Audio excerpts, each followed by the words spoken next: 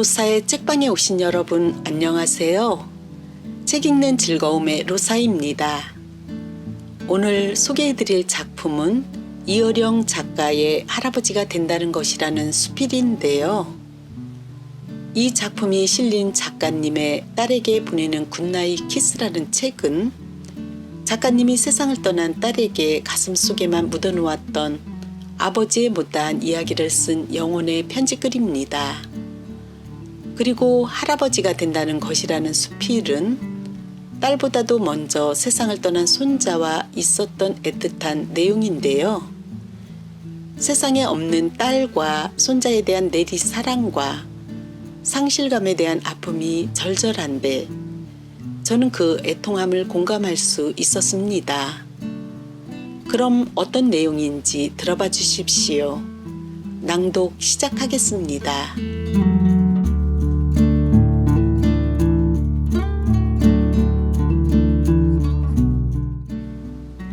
할아버지가 된다는 것. 이어령. 내가 태어날 때 내가 아버지가 된 것처럼 네가 첫 아들을 낳았을 때 나는 할아버지가 된 거야. 아이가 태어나는 순간 나는 크게 웃었어. 손자를 얻은 기쁨도 물론 컸지만 그보다 내가 할아버지가 된다는 것이 너무 어울리지 않았기 때문이지. 당시만 해도 나는 젊은이의 기술을 자처했고 오늘을 사는 세대라든가 거부하는 몸짓으로 이 젊음을 같은 젊은 세대에 대한 글들을 많이 쓰고 있었어. 그리고 나이로 봐도 할아버지가 될 나이가 아니었지. 내가 일찍 결혼하고 너도 일찍 결혼한 탓에 나는 이미 40대 후반의 할아버지가 되어버렸던 거지. 사실 내 주변에는 아직도 노총각들이 있었을 때야. 두 단계를 뛰어넘은 셈이지. 과연 할아버지가 된다는 것은 무엇일까? 훈우를 가슴에 안았을 때 아들과 또 다른 손자의 냄새를 느낄 수 있었어. 이름 그대로 훈우, 향기로운 비, 그의 이름처럼 정말 어떤 향기 같은 것이 풍겼던 거야. 그래, 그건 조금도 수사가 아니야. 정말로 훈우의 몸에서는 생명의 향기가 풍기고 있었으니까. 너희들 때만 해도 한 생명을 낳는다는 것, 어제까지만 해도 없던 생명이 태어난다는 것, 그것에 대해서 별로 깊이 생각하지 않았지. 이미 말한 대로 어리둥절한 채로 아버지가 되었지만 할아버지는 달랐어. 정말 내 의식 속에서 한 생명체를 맞이할 충분한 준비가 되어 있었던 거야. 너희 삼남매를 키우면서 무수한 시행착오를 겪었던 탓이겠지.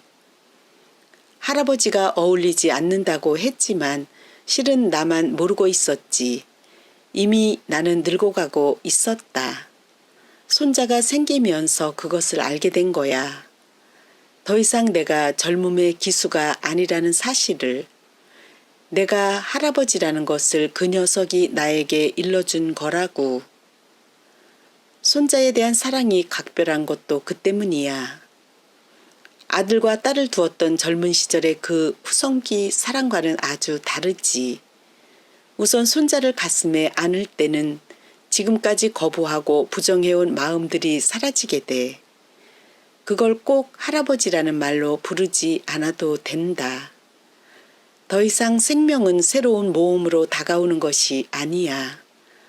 그것은 높이 솟아오르는 파도가 아니라 수평으로 하락하는, 그리고 바닷속 깊이 심연 속으로 가라앉는 물결이지. 파도가 사라질 때의 하얀 거품 같은 것, 그것이 바로 할아버지인 거야.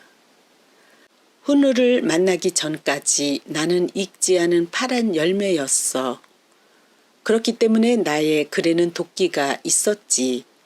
아마 독자들은 내 글을 읽고 설사를 하거나 역겨워서 뱉어버리는 경우도 있었을 거야. 시고 단맛이 나는 매실 있잖니. 그것이 청매일 때는 먹으면 독 때문에 죽는 수도 있어. 이를테면 내 글은 청매와도 같은 것이었지. 그런데 훈우를 가슴에 품고 난 다음부터는 용서하는 법, 그리고 내가 저지른 과실, 남에게 주었던 상처, 이런 것들이 다 보이는 거야. 내 글은 저항의 문학에서부터 시작되었지. 나는 세계를 향해 외치고자 했어. 마땅치 않은 것들, 냄새나는 것들, 거룩한 척하는 위선자들, 보고도 못 본 채 하는 눈뜬 장님들, 그리고 내 주변에 있는 어른들이나 친구들까지도 나는 거부하고 또 거부하면서 그들의 가면을 찢어버리고 싶은 충동으로 손톱을 세웠지. 그런데 훈우가 나에게로 온 거야. 너를 낳을 때만 해도 나는 너를 지키기 위해 두 손에 도끼를 들었고 가정을 위협하는 침입자를 향해서 사정없이 도끼를 내려치기 위해 도끼날을 갈고 있었던 거야. 출근할 때마다 나는 전쟁터로 향하는 기분이었어. 또는 사냥을 나가는 옛날 수렵인들과 같았지. 너를 낳은 후로는 참는 버릇, 한 직장에 지그시 붙어있는 어떠한 굴욕도 참을 각오가 되어 있었지만 그 속에는 여전히 동료나 직장 상사, 특히 직장에 대해서 길들여지지 않은 야생의 피가 끓고 있었지. 훈우가 나에게로 걸어왔을 때, 내가 넉넉한 가슴으로 그 아이를 끌어안았을 때 그 녀석의 작은 입술에 맴도는 미소를 보았다. 괜찮다, 괜찮다, 괜찮다 하는 서정주 시의 한 구절처럼 녀석이 어른처럼 나에게 말하는 거야. 분노를 사기라고, 마땅치 않은 주위의 모든 것에 손을 내밀어 악수를 하라고 하는 거야. 훈우는 참 영민한 아이였어. 할아버지는 다시 어린아이가 되는 거야. 그래서 손자와 친하지. 너희들 앞에서 나는 아버지의 권위나 세대 차이에서 오는 경쟁심, 나도 모르는 거리감 같은 것을 느낄 때가 있어. 부자간의 곧잘 갈등을 겪고 모녀가 다투는 것도 그런 이유에서야. 그런데 손자 손녀는 그렇지 않아. 자기와 동일시하는 거지. 할아버지와 손자는 궁극적으로 같은 자리에 앉아있는 존재거든. 이걸 쇠사슬 이론이라고도 해. 쇠사슬을 봐. 반대로 결합되어 있어. 세로 가로 세로 가로 이렇게 반대로 접합되어 있잖아. 그렇기 때문에 사슬과 사슬은 서로 어긋나지만 하나를 건너뛰면 같아지지. 방향도 같고 모양도 똑같아. 이렇게 세대를 하나 건너서 가까워지는 거야. 그러니까 세대와 세대 간에는 충돌을 하지만 하나를 건너뛴 또 하나의 세대와는 아주 친숙해지지. 미묘한 시간의 원리야. 나와 친숙한 세대. 나는 윗세대와 아랫세대에 대해서는 뭔가 위화감을 느끼지만 하나 건너 위로. 만일 할아버지가 계셨다면 아버지보다 더 가까웠을 거야. 그래, 손자는 할아버지 수염을 꺼들 수 있어. 그러나 아들은 그렇게 못하지. 나는 수염이 별로 없는 할아버지였는데도 녀석이 얼마나 많이 내 수염을 꺼들었는지 모른다. 너는 훈우를 낳고 기르면서 그 어려운 법대생이 되어 학기 시험을 칠 때마다 미국에서 아이를 소포처럼 집으로 붙였다. 소포라는 말이 귀에 거슬리니? 한국으로 돌아오는 친구 편에 보낸 다음 우리더러 공항에서 데려가라는 거야. 뭐 공항을 우체국으로 보면 되는 거잖아. 섭섭할 필요 없다. 갑자기 소포 찾아가라는 통지서가 오는 것과 뭐가 다르니? 미나 부탁으로 훈우를 데리고 오는 중이니 어디로 나오라는 거야. 장소가 공항일 때도 있고 네 친구 집일 때도 있었어. 그러면 나는 자동차를 타고 설레는 마음으로 손자를 찾으러 갔다. 이것은 네가 내게 준 최대의 선물이고 그 소포는 무수히 반짝이는 보석들이 숨겨져 있는 보석함이었던 거야. 물론 친가가 있으니 내가 독점할 수는 없었어. 하지만 그때 나에게는 차가 있었기 때문에 소포 인수자는 시집 식구들이 아니라 친정이었지. 그래서 훈우는 한국에 온 첫날에는 꼭 우리 집에 머무르게 돼. 훈우가 좀 컸을 때야. 4살이었는지 5살이었는지는 확실치 않다. 그날도 역시 한밤중에 공항에서 훈우를 데려왔어. 내가 직접 갔었지. 낯선 서울, 캄캄한 밤, 엄마 없는 밤이었다. 아이는 어둠 속에 불빛만 바라보며 아무 말도 하지 않았어. 엄마를 찾거나 울지도 않았다. 할아버지라고는 해도 낯설게만 느껴지는 내 품에 안겨 아이는 외롭고 쓸쓸한 표정을 지었어. 그래도 결코 소리내어 울거나 엄마를 찾는 기색은 없었단다. 지금도 그때를 생각하면 가슴이 미어진다. 그 어린 것이 비행기를 타고 10시간 이상을 날아서 한국에 오다니. 엄마 곁을 떠나 낯선 사람 손을 잡고 고생 끝에 도착한 곳도 역시 낯선 엄마가 없는 곳이야. 이런 하루아침의 변화가 어린 영혼에 어떤 상처를 입혔겠니? 나는 지금껏 그토록 헌신적으로 한 생명의 육체를 힘껏 끌어안아 본 적이 없다. 나는 아이가 내 살 속으로 녹아들어가고 그 작은 심장이 내 심장 속에 들어와 뛰기를 원했다. 나는 엄마 없는 아이의 빈 가슴을 내 모든 영혼과 사랑으로 메우려 했던 거다. 지금 너에게 말하지 않았던 것들을 이야기하기로 약속하지 않았니? 그것이 내가 너에게 보내는 굿나잇 키스라고.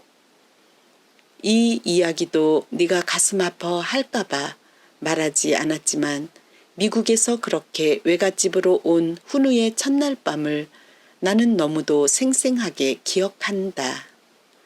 훈우는 성격이 까다로워서 자기 물건을 다 챙겨서 왔지. 예쁜 잠옷을 사줬는데도 굳이 자기가 가져온 잠옷을 입겠다는 거야. 헐렁한 잠옷을 입고 다른 방에서 자면 무서워 할까봐 할머니와 할아버지 사이에 훈우를 데리고 잤는데 새벽에 눈을 떠보니 이 녀석이 없는 거야. 시차 적응을 못한 건지 엄마 생각을 한 것인지 쉽게 잠들지 못했는데 그나마 의지할 할머니 할아버지는 정신없이 코를 골며 자는 거야. 깜깜한 밤에 엄마 생각을 했겠지. 불이 켜져 있는 LA의 집을 생각했겠지. 훈우는 혼자 눈을 뜬 채 어둠이 사라지고 아침이 오기를 기다렸던 모양이야. 그러고는 벌떡 일어나서 잠든 할머니 할아버지 사이를 지나 조금은 환한 빛이 보이는 창가로 가서 창밖을 바라보았던 거지. 서서히 밝아오는 세상을 말이다. 그때 나는 뒷짐을 지고 서 있는 훈우의 뒷모습을 보았다. 새벽녘이었고 창밖에는 환하게 밝아오는 빛이 비추고 있었어. 창문에 어린 그 실루엣, 구조처럼 붙어있는 그림자, 잠옷 입은 아이의 뒷모습이 나의 잠을 깨게 했어. 그 모습이 얼마나 쓸쓸해 보이던지, 어둠 속에서 빛을 기다리는 아이의 뒷모습이 얼마나 측은하던지, 왜 이 어린 영혼에게까지도 산다는 것은 이토록 외롭고 쓸쓸한 것인가? 왜 어둠은 이렇게 견디기 어려운 것인가? 어린아이에게나 어른에게나 더구나 늙은 사람에게 밤은 너무나도 길고 어둡다. 빛을 기다린다. 새벽이 오기를 기다려. 몇 년이 지나 나는 대학에서 김부식의 악의 불을 가르치고 있었다. 대학의 문과 강의는 모래를 씹는 것처럼 건조해. 문학은 과수원에서 바로 딴 과일처럼 즉석에서 먹어야 맛있는 법인데 대학 강의라고 하는 것은 통조림이나 말린 과실이야. 생기가 없어. 나는 문학 작품을 기호학으로 분석하자니. 악의 부도 마찬가지였어. 벙어리, 닭, 개, 부는 시의 한 형식이잖아. 잠이 안 와서 새벽이 오기를 기다리던 김부식은 닭이 울기를 기다렸던 거야. 새벽을 기다리는 잠없는 노인의 심정이 잘 나타나 있는 글이지. 노인은 새벽이 왔는데도 닭이 울지 않는 것을 보고 의아하게 여겨. 그리고 개는 도둑을 쫓기 위해 짖고 닭은 새벽을 알리라고 우는 것인데 어째서 너는 새벽이 되어도 울지 않느냐고 한탄하지. 본분을 잃은 벙어리 닭은 잡아 죽여 먹는 것이 마땅하나 차마 딱해서 그러지는 못하겠다고 꾸짖으면서 시가 끝이 나. 악의 부를 가르치다가 문득 새벽을 기다리던 훈우 생각이 난 거야. 훈우는 늙은이가 아니야. 잠이 없는 노인이 아닌 어린아이라고. 어두운 방 안에서 창문에 어리는 빛을 묵묵히 바라보고 있던 훈우 생각이 나 갑자기 눈물이 나오잖아. 너도 잘 알 거다. 내가 여대생들에게는 쿨한 선생으로 정평이 나 있었잖니. 누가 그러더구나. 이제는 할머니가 되었지만 대학에서 내 강의를 들었다는 여대생이었지. 어느 날 나한테 와서 이러는 거야. 그때 선생님 어땠는지 알아요? 석고 조각과 조금도 다름이 없었죠. 까만 세단을 타고 강의하러 오는 차창 너머의 옆 얼굴. 그 얼굴을 바라볼 때 아이고 소리가 절로 났죠. 입을 꼭 다물고 정면을 쳐다보고 있는 하얀 마스크는 동전에 새겨진 아이콘과 다름이 없었어요. 그런 여대생들 앞에서 내가 눈물을 보일 수 있었겠니? 눈물을 감추기 위해서 흑판에다 쓸데없이 악의 부를 설명하는 도형을 그리고 있었지. 그런데도 눈물이 흐르려고 해. 시간을 끌려고 계속 도형을 그리는데 학생들이 눈치채지 못하게 하려고 정말 별난 그림을 그렸던 것 같다. 어둠 속에서 빛은 어떻게 오는가? 내가 쓴 글에도 있어. 닭은 울지 않는다. 다만 빛을 토할 뿐이다. 닭은 어떻게 어둠 속에서 빛을 가려내는가? 닭의 눈꺼풀이 얼마나 예민하기에 최초의 빛이 스치는 것을 알고 눈을 뜨고 새벽을 고하는가? 새의 그 예민한 눈꺼풀처럼 훈우는 그렇게 새벽의 빛을 받아들였어. 그 빛으로 어머니 생각, LA의 집 생각, 혼자 외톨이가 된 듯한 텅 빈 마음에 새벽에 빛을 들이고 있었던 거야. 그런 훈우가 세상을 떠났다. 우리 곁을 떠나고 난 뒤 차마 그때의 이야기를 나는 글로도 말로도 하지 못했다. 당시 네 엄마도 자고 있었으니 이 이야기를 모를 거다. 미나야, 네가 낳은 첫 아들 김훈우. 훈우는 대단한 아이였다. 정말 대단한 아이였어. 그런 아이가 공부는 하지 않고 놀러만 다니고 차를 몰고 다니다가 사고나 내고 그래서 서울에 온 훈우를 붙잡고 진지하게 말했다. 너 어렸을 때 공항에서 할아버지가 모자 사준 거 기억나? 응. 넌 할아버지가 골라준 모자 대신 네 마음에 드는 모자를 골랐지? 그때 상점 누나가 뭐라고 했지? 어떻게 저런 아이가 있어요? 아니 제 옷에 저렇게 잘 맞는 모자를 고르다니. 그러고는 놀라서 널 쳐다봤었지? 응. 그래 넌 그런 아이였어. 네가 갖고 싶은 모자처럼 말이야. 네가 살고 싶은 인생을 찾으려면 이렇게 살면 안 돼. 열심히 공부해서 좋은 대학에 가야지. 할아버지가 촌스러워서 그런지는 몰라도 아이비리그 대학에는 들어가야 하는 거 아니야? 동부에 가기 싫다면 스탠퍼드에 가든지. 그런데 너 지금 뭐야? 그랬더니 애가 씩 웃는 거야. 할아버지, 내가 쓸 모자를 내가 사는 것처럼 지금 내 젊음을 그렇게 사는 거잖아요. 노는 게 그렇게 사는 거야? 겉으로는 아무렇지 않은 척했지만 내심 충격을 받았다. 왜냐하면 말이지, 녀석은 어느새 한국말을 멋지게 구사해서 패러디를 하는 거야. 물건을 사는 것과 인생을 사는 것, 그 동의어 놀이로 할아버지 말에 응수한 거지. 하지만 더 놀라운 일은 그 다음에 일어났어. 아니죠. 나 16, 17이잖아요. 할아버지, 이때는 절대로 다시 돌아오지 않거든요. 인생의 피크인 셈이죠. 죽어라 공부해서 대학에 가고 직장을 구하고 여자를 만나 결혼해봐요. 우리 아버지 어머니처럼 나 같은 애 낳아봐. 정신없어요. 자유로운 젊음을 그냥 보내면 영원히 못 사는 거야. 나는 17살 먹은 아이처럼 살고 싶은 거야. 공부하다가 그냥 보내긴 싫어요. 공부하는 건 지금을 사는 것이 아니라 대학에 가려고 하는 거잖아요. 그럼 그렇게 놀다가 대학 가야 할 때가 되면 어떻게 하려고? 전문학교 가면 돼요.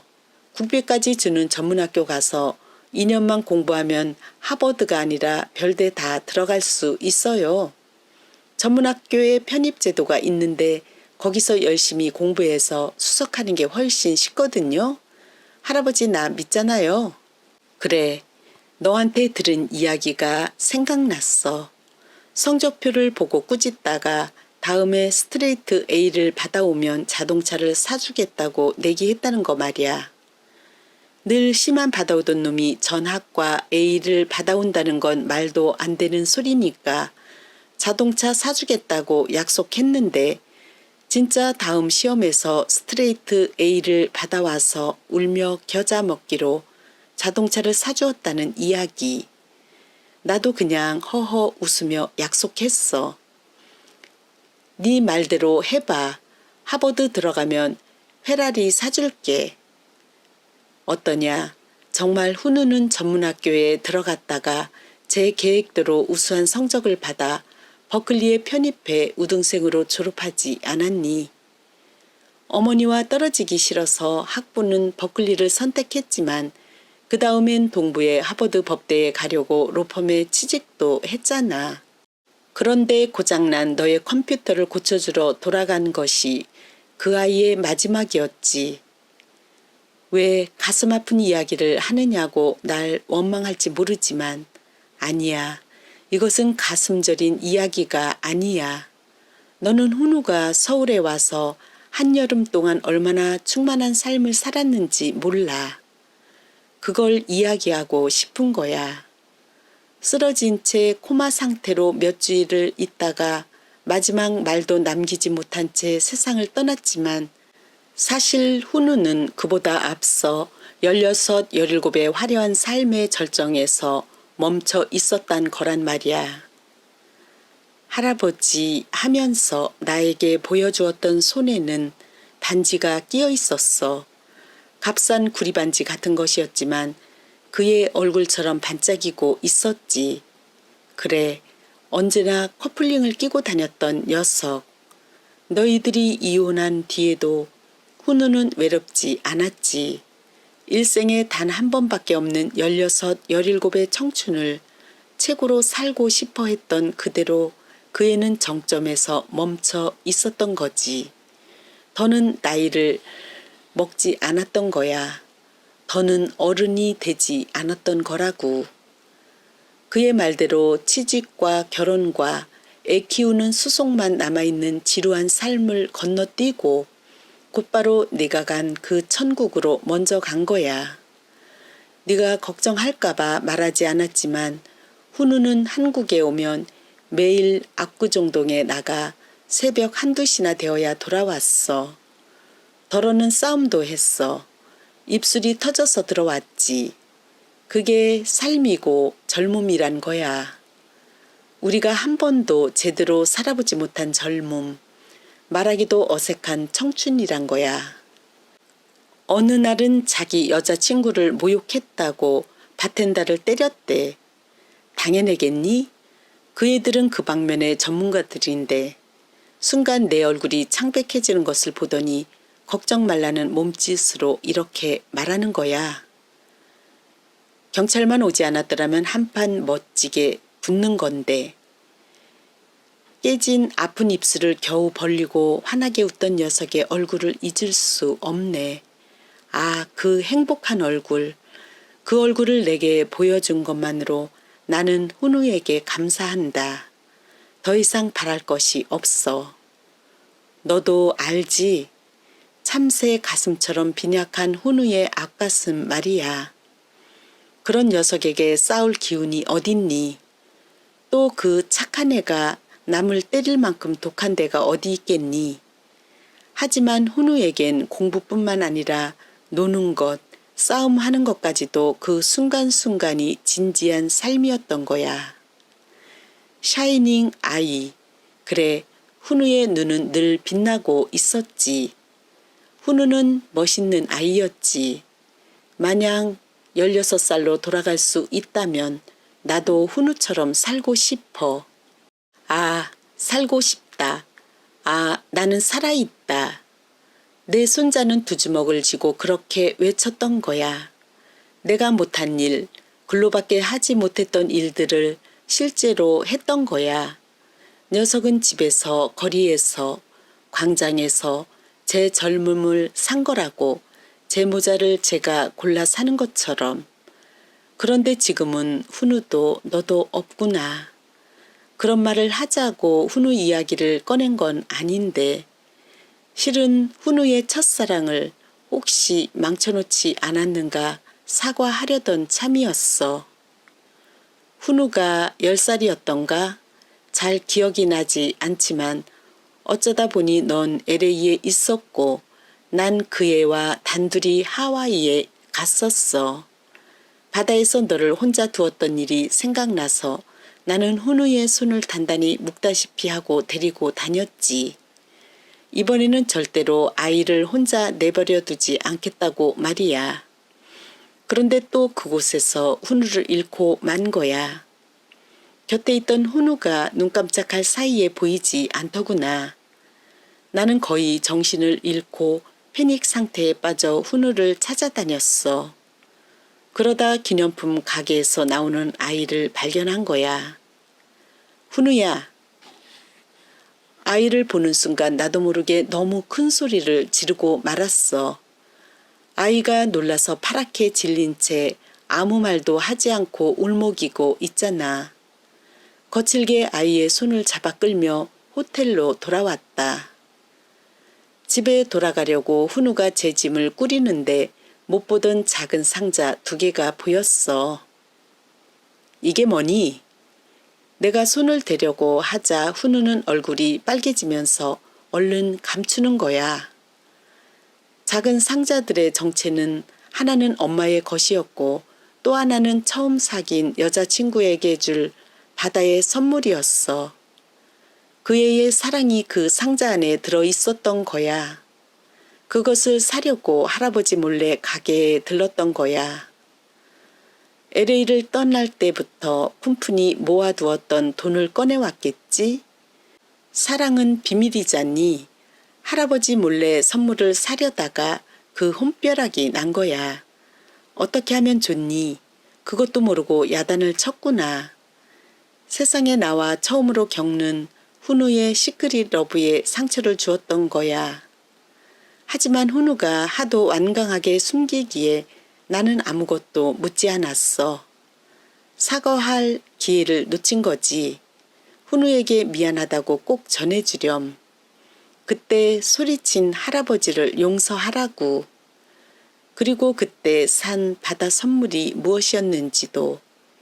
여자친구가 그걸 받고 좋아했는지도 궁금하구나. 한참 늦었지만 여자친구 생긴 것을 축하한다고도 전해주렴.